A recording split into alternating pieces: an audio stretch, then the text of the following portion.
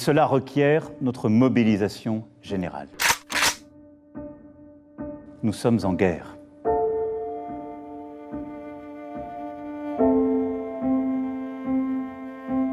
Les masques sont inutiles si vous n'êtes pas malade, si vous n'avez pas été personne contact proche de personnes malades.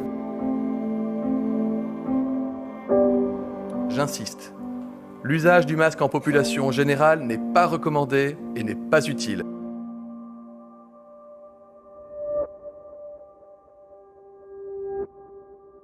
Une fois que vous avez persuadé les gens qui sont en danger de mort, vous en faites ce que vous voulez. Parce qu'il n'y a pas d'impératif plus grand à l'intérieur de leur champ de conscience. L'hydroxychloroquine que défend le professeur Raoult, vous pas, vous restez sur vos positions? Je pense que maintenant la question est réglée.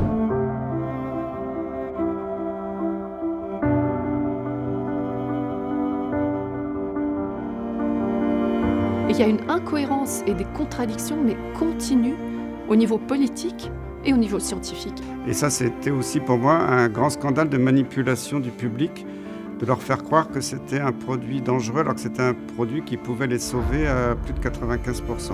Le rapport du Sénat français sur H1N1 en 2010 dit un des principaux dysfonctionnements, c'est qu'on a déformé les données de A à Z. Donc c'est un rebelote.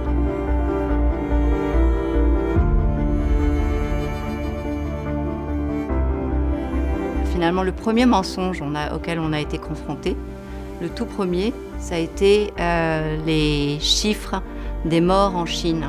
C'est n'importe quoi. Tout ça pour faire peur aux gens, pour leur dire restez chez vous, lorsque vous allez au boulot, mettez un masque et attendez gentiment qu'on vous donne un vaccin pour vous sauver.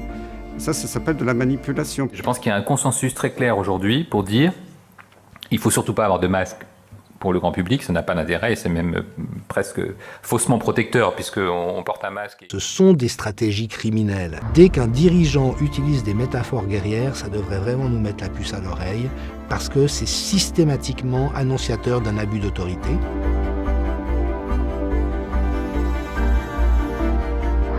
Le monde médical et scientifique a perdu une certaine crédibilité parce que ce débat est clôturé.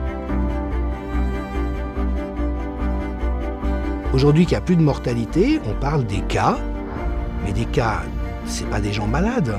Une épidémie sans malades, ça n'existe pas, ou en tout cas c'est un scoop, c'est une nouveauté.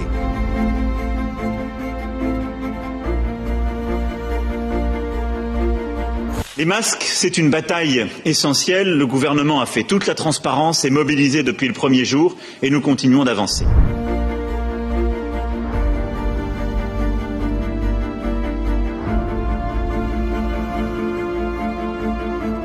Justement à ces contrats d'apprentissage et d'alternance. Je vais essayer d'aller au bout. Deuxième chose, on l'a vu ce matin à travers le campus. Je vais retirer, je pense.